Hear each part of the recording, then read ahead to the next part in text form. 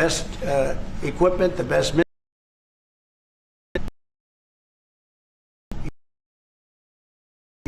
And we've made a deal today, and I'm going to have Mark speak about it, but we've made a deal today where we are going to be sending them weapons and they're going to be paying for them.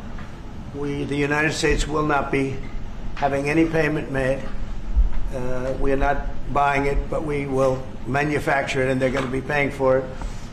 Our last meeting of a month ago was very successful in that they agreed to 5%, which is more than $1 trillion a year, so they have a lot of money. And these are wealthy nations.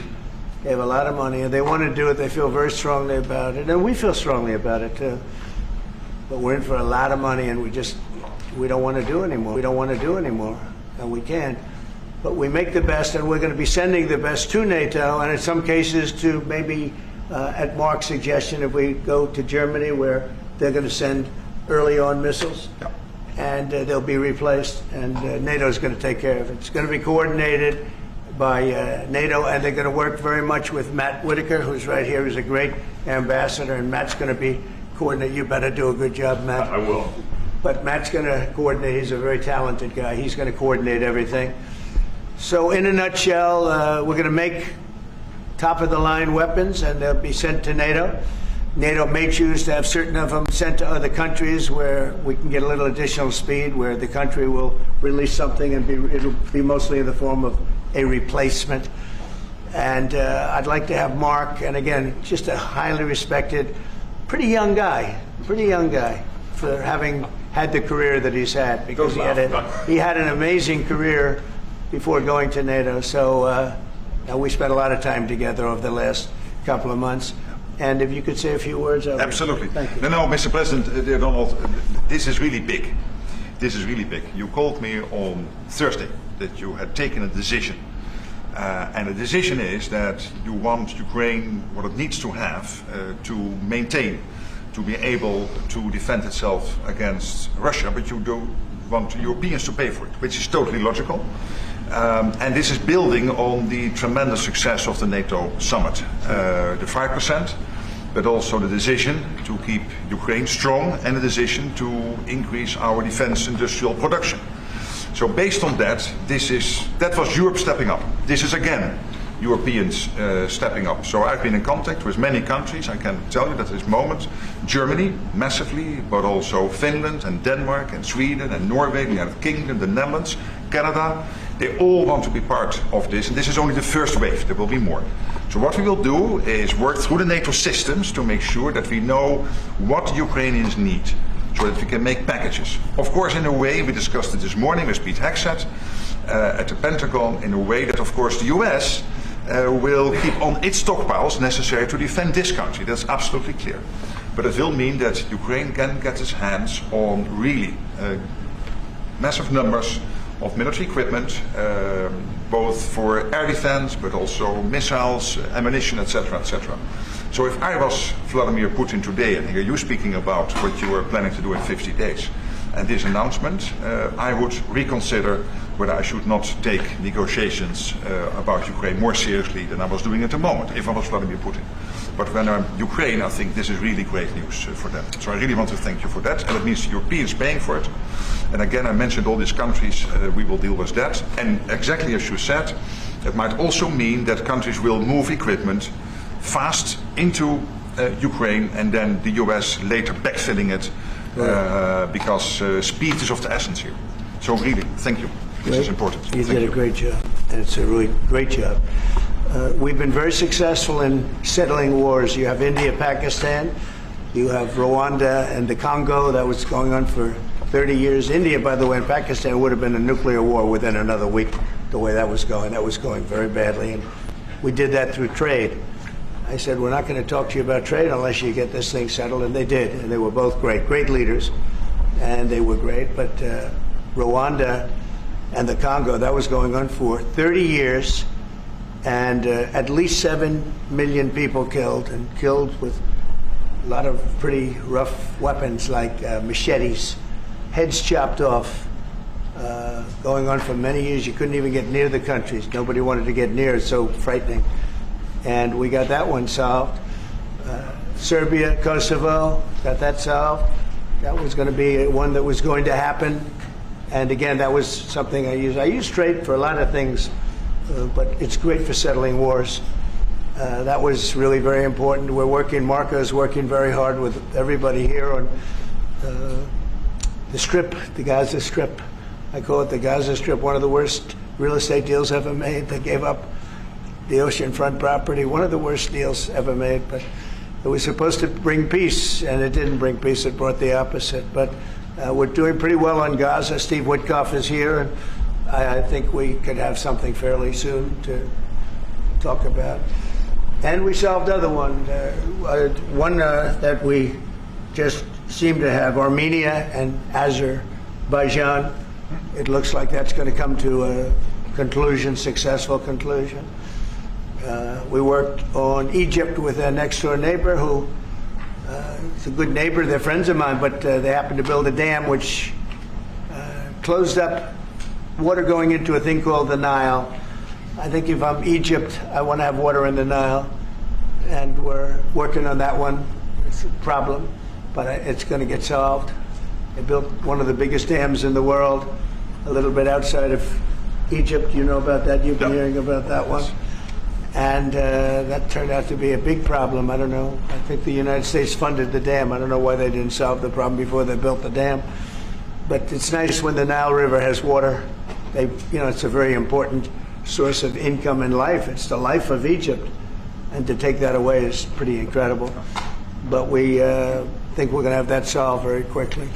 So we do good. The only one we haven't been able to get to yet is Russia. I'm not happy, and I will tell you that Ukraine wants to do something. Again, it's a war that should have never started. If I were president, it never would have happened. I used to speak to President Putin about it a lot. It was the apple of his eye. But once I saw what was going on, I said, they're gonna have a war here. I was outside, the election was rigged, and I was outside looking in, and I said, that thing's gonna be a war. Couldn't believe it, because what Biden said was the exact opposite of what should have been said.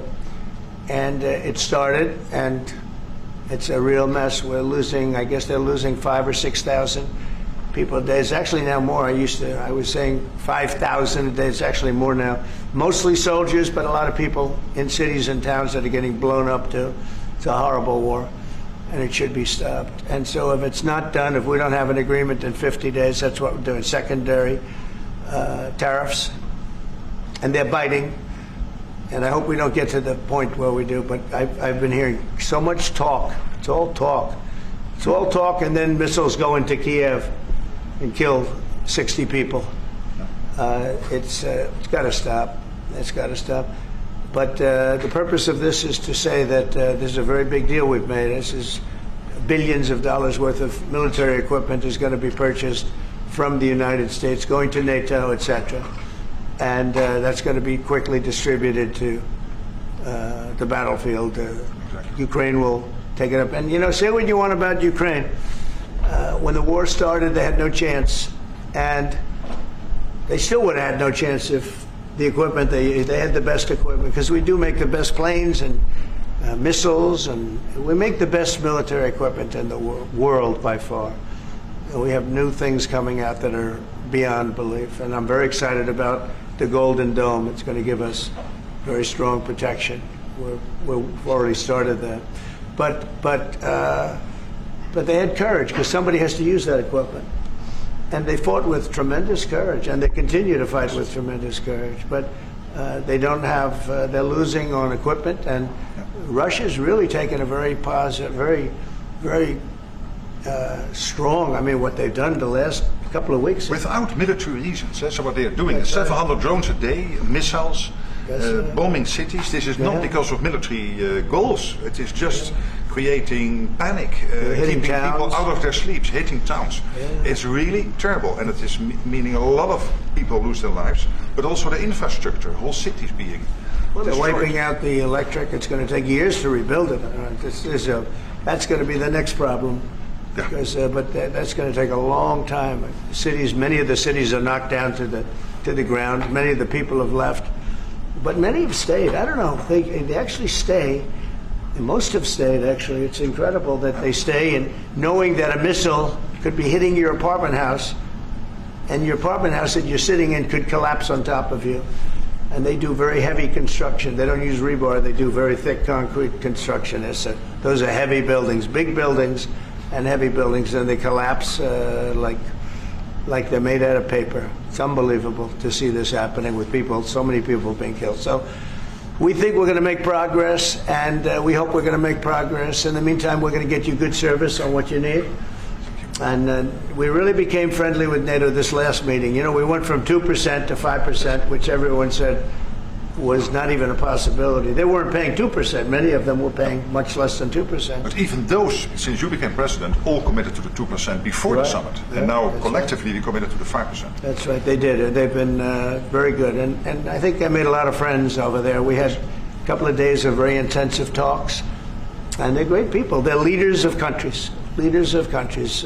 Many of them great countries, some of them smaller countries, but for the most part, I'd say very solid, strong countries, and very successful. Some of them are among the most successful countries in the world. So that's the story. We hope that's going to have an impact on Vladimir Putin, and we hope it's going to have an impact on Ukraine also. We want to make sure that Ukraine does what they have to do. All of a sudden they may feel emboldened, or maybe they don't want. You know, this is a very difficult situation.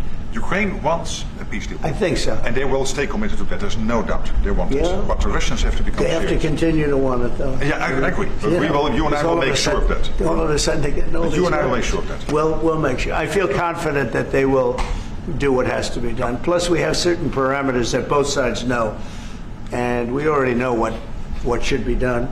So I think that's going to be it's going to be very strong. We want everlasting peace.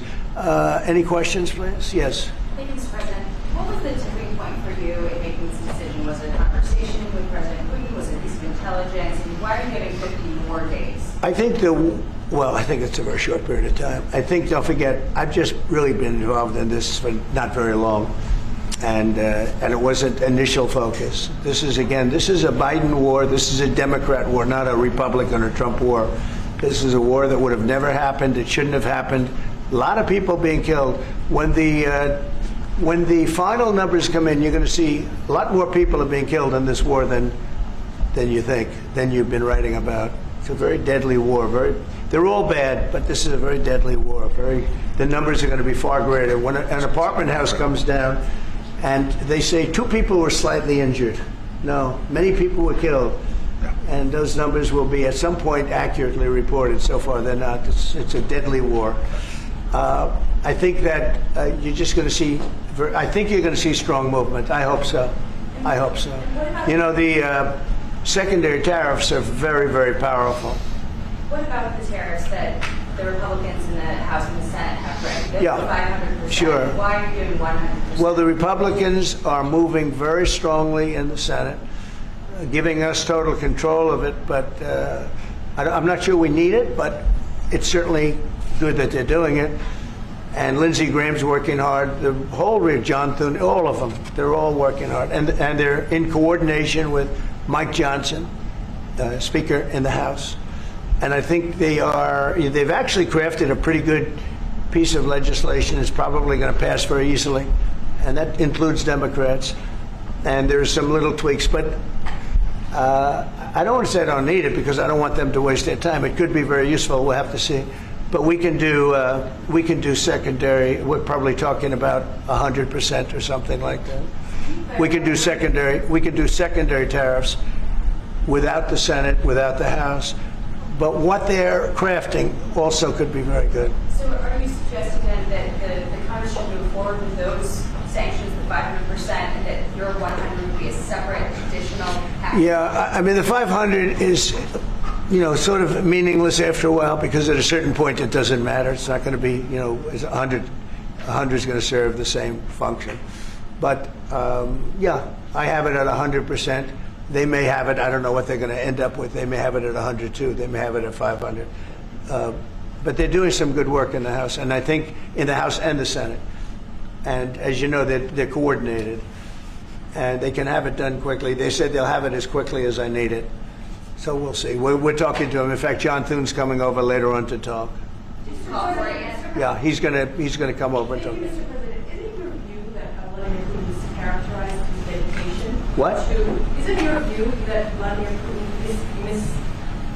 misguided, Did he misguide us? did not clarify his intention Yeah. to appease you? Well, And what happens now in the next phase? Is there- you're going to see. I mean, we're going to go for a period of time. Maybe he'll start negotiating. I think I felt, I don't know about you, Mark, but I felt that we had a deal about 4 times.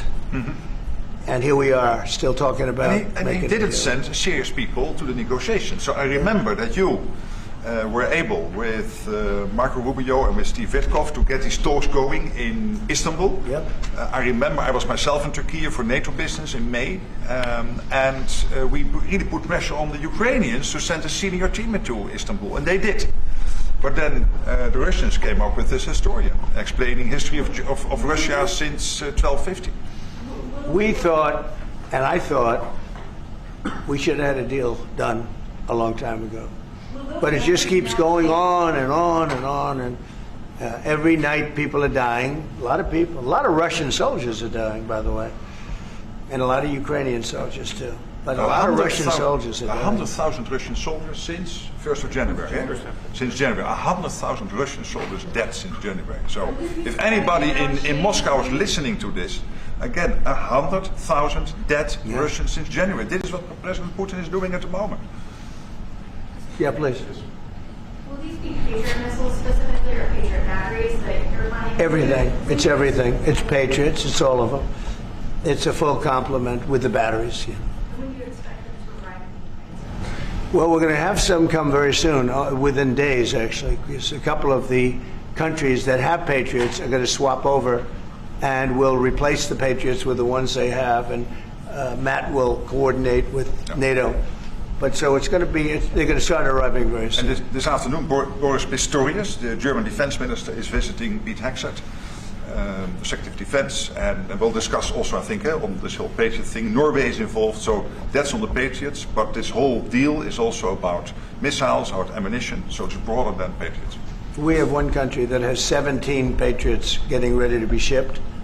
They're not going to need them for them. So we're going to work a deal where the 17 will go, or a big portion of the 17 will go to the war site. Mr. President. And that can be done very quickly. Mr. President. Mr. President. Yeah, please. Could this transaction with NATO be viewed as a step towards achieving peace, letting Putin know that now Zelensky has a little bit more powerful tools in his tool chest, and maybe that brings him to the table to achieve peace? I know that you want to do that. Brian, that's what we've been saying. I think you might have expressed it better if you want to know the truth. That's exactly what That was a summary. That was a nice summary. I think he's done better than us. He's a very good guy, I can tell you that. But no, it's well said. Yeah, I think this is a chance at getting peace. Or it's just going to be the same thing. And I have to tell you, Europe has a lot of spirit for this war. A lot of people, when I first got involved, I really didn't think they did, but they do. And I saw that a month ago when you were there, many of you were there. The level of esprit de corps, spirit that they have is amazing. They really think it's a very, very important thing to do, or they wouldn't be doing it. Look, they're agreeing to, they're paying for everything. We're not paying anymore. We have an ocean separating us. I said, we have a problem. We make the best stuff, but we can't keep doing this. And Biden should have done this years ago. He should have done it from the beginning, but he didn't. He didn't know he was there. This guy, what a horrible job they did for this country. And I just hope between the border and this and so many other, inflation, what a horrible administration. The worst administration in history, in my opinion. It's not my opinion. I think it's everybody's opinion. But this is something that shouldn't have happened, and we're going to see if we can end it. If I could follow up. I do want to make one statement. Again, I said it before. This is not Trump's war. We're here to try and get it finished and settled and whatever. Because nobody wins with this. This is a loser from every standpoint. But from day This one. was Biden, and this was other people. And it's very sad. It's a very sad situation. This gentleman's doing a great job. I think he's going to get it, and Matt and everybody else that's working on it. I think he'll get this thing over with, hopefully. Mr. President, you've praised European countries today as standing up for Ukraine. Ukraine as being strong. Will you allow them to continue to negotiate tariffs lower than 30% before August 1st, or is the deal set? What does that mean? You mean you're talking about the tariffs? Trading on Oh, tariffs. you're back on tariffs. You're on a more friendly tariff, right? A little bit more friendly tariff. No, we're going to be talking to people. We have, I watched the show this morning. They were talking about, well, when's he going to make the deal? The deals are already made. The letters are the deals. The deals are made. There are no deals to make. They would like to do a different kind of a deal, and we're always open to talk. We are open to talk, including to Europe. In fact, they're coming over. They'd like to talk to us. Mr. President, is there any concern about the U.S. stockpiles? There was a pause in delivery of weaponry to Ukraine in order to evaluate, apparently, U.S. stockpiles. What came out of that? Evaluation. I mean, this was a very big, what we're talking about today is a very, very big day. And what Pete was doing, and me too, I knew what Pete was doing, was evaluation, because we knew this was going to happen. And now we actually announced it. They voted on it. It's all been done. So obviously that has a big impact on, when you say pause, obviously you're not going to be doing things if you don't know what's going to happen here. But we were pretty sure this was going to happen, so we did a little bit of a pause. But this is a very big, event today. This is something very big. If it escalates further, how far are you willing to go in response? In what? How far are you willing to go if Putin were to escalate, send more bombs? Don't ask me a question like that. How far? I don't know. I want to get the war settled.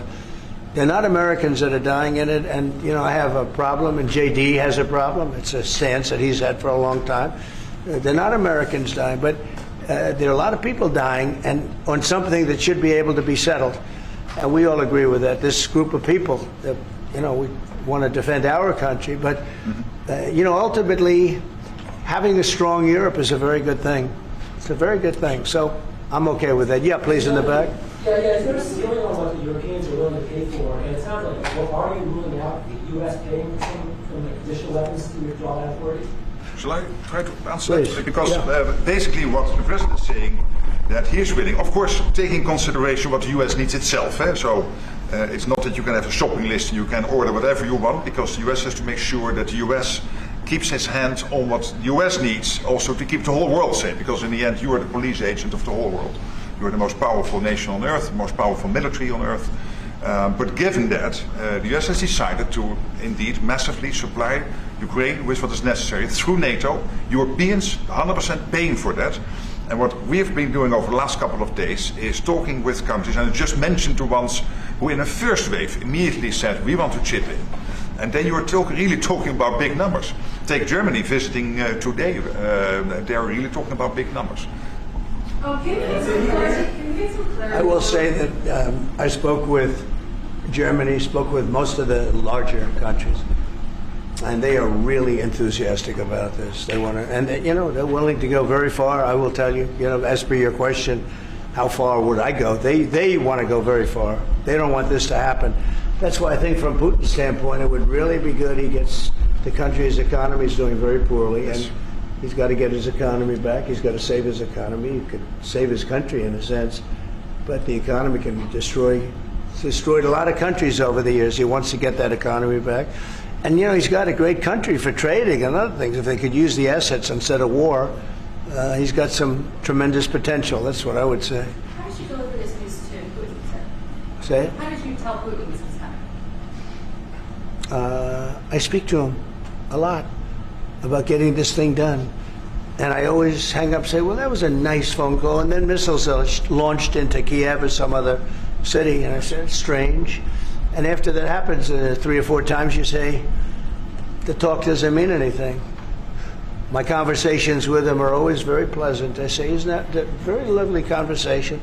And then the missiles go off that night. I go home, I tell the First Lady, I spoke to Vladimir today. We had a wonderful conversation. She said, oh, really? Another city was just hit. So it's like, look, he's, I don't want to say he's an assassin, but he's a tough guy. It's been proven over the years. He's fooled a lot of people. He fooled Bush. He fooled a lot of people. He fooled Clinton, Bush, Obama, Biden. He didn't fool me. But what I do say is that at a certain point, ultimately talk doesn't talk. It's got to be action. It's got to be results. And I hope he does it. It's potentially such a great country to be wasting so many people on this and the money. And look at what's happened to his economy. Look at what's happened. So, And with the threat in 50 days, Yeah. the economy will be hit It's, very hard. I mean, look, I hope he's going to do it. He knows the deal. He knows what a fair deal is. If there is such a thing as a fair deal, there's no winners here. This is a loser. This is a loser. And I dealt with him from the beginning. And it wouldn't have happened, but I will say Ukraine was the apple of his eye. We talk about it. It was the apple of his eye, but it wasn't going to happen. And he understood that. It wasn't going to happen. And then I noticed, after I was out, I noticed soldiers forming at the border. Yeah.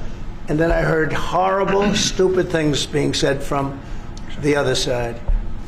And I said, they're really handling it very, very wrong. It's a shame. Yeah. Can I say Yeah, please. one thing, and that is about President Trump, because you came in office in January. On the 12th of February, you had your first phone call with Putin. I think you did exactly what I hope you would do. That is breaking the deadlock, starting the conversation, because you have to test him. I know Putin very well from the days when I was Prime Minister in the Netherlands. You have to test him. And you did this, and you really gave him a chance to be serious, to get to the table, to start negotiations. Steve Witkoff, Marco Rubio, we all tried to help you. But you've now come to a point where you say, well, hey... We actually thought we had you have to get probably serious. 4 times the deal. Yeah. I mean, you were called and you said, Yeah. this looks good. Yeah. And then the deal wouldn't happen because bombs would be thrown out that night and you'd say, we're not making any deals. It was like... But it's you very- breaking the deadlock was crucial, because you had to start that process. And you were the only one who was able to do that. I think we'll get it done. Do you think he's reasonable enough to negotiate? Yeah, I think we're going to get it done. I think, look, this is a very powerful situation. You have very wealthy countries buying the best equipment in the world. And we have the best equipment in the world. We make equipment like no other. Our submarines, nuclear submarines, are so powerful. They're the most powerful weapon ever built. And we have the best in the world they're 20 years behind, 25 years behind us. We have the greatest equipment anywhere in the world. I just hope we don't have to use it. Yeah, please. Thank you, Mr. President. On a separate topic here, President Biden, of all people, spoke to the New York Times over the weekend. He did not speak to them on record during his time in office at all. He spoke to them recently. And he defended his use of the autopen and said that he signed off on every decision. But at the same time, the Times reports that he did not individually approve each name for the categorical pardons that applies to large numbers of people. What are your take on that? Any new revelations from Well, I mean, you're talking about the auto pen. Look, the auto pen, I think, is maybe one of the biggest scandals that we've had in 50 to 100 years. This is a tremendous scandal. And I know the people on the other side of see that desk, that Resolute desk? Unfortunately, he used it before me. But, we have our choice of 7 desks. They're all beautiful. But I chose the Resolute, and so did he, unfortunately. But the people on the other side of the Resolute desk, I know them. Lisa, the whole group, and they're no good. They're sick people. And I guarantee he knew nothing about what he was signing. I guarantee it. So they're going to figure it out, and we'll see what happens. But to me, the auto pen, you elected president. You know what the auto pen is supposed to do? Sign thousands of letters from young people that write. We get thousands of letters a week, Susie, right? Thousands. I mean, tens of thousands sometimes. I look at a room. There's a room where we have many, many people working, responding and sending letters back. That's what an auto pen's supposed to be. To write to a young 7-year-old boy that writes to the president, and he wants to be president someday, and he loves America. That's what the auto pen's supposed to be. It's not supposed to be for signing major legislation and all of the things. No, the auto pen, and I doubt he knew. I doubt they even spoke to him about it. I think they had, it's called a freewheeling auto pen. Like, Biden was never for open borders. Biden was never for transgender for everyone. So I don't think I think the radical left people that took over the White House And if I didn't win, our country was finished. You know, when I was in, and I said this a couple of times, I hope I don't bore you with it, but when I was in Saudi Arabia, I was in Qatar, I was in UAE, and then I met with all of your leaders, Yes. including you, a great leader. He's now the leader of many countries, not just. No. But I met with a lot of leaders over the Yeah. last 2 months in the Middle East and all of the NATO countries. And I will tell you, they had one common phrase. They thought America was dead 1 year ago, and today they say, and they all say it, and I hope you'll back me up in this.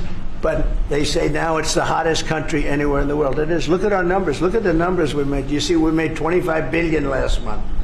We didn't make that for years. The tariffs are kicking in. The economy is very strong. Even though we have a Fed person who's terrible, he doesn't know what the hell he's doing, but that's all right. We blow through interest rates. We're doing so well, we blow through it. Be nice because people would be able to buy housing a lot easier. But think of it.